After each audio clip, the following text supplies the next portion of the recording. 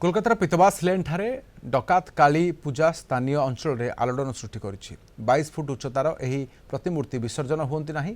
प्रथमे डकात मानक द्वारा एही मूर्ति हुगुली जिले में पूजा पाउथिले, पर कोलकाता पूजा करा जाउछि। ए संपर्क में अधिक सूचना देउछन्ति हम कोलकाता ब्यूरो हेड प्रमोद महांती।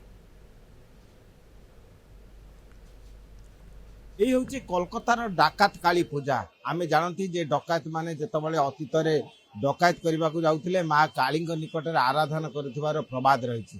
तेणु से ही प्रबाद को भित्ति कर कोलकातार डाकात काली पूजा करा जाए एवं परवर्ती पर्यायर आम जाचे जे जो मैंने डकायत जो मैंने असामाजिक कार्य लिप्त थे से माँ से सत् पथर आनी से सुख शांति जीवन यापन करछन्ति।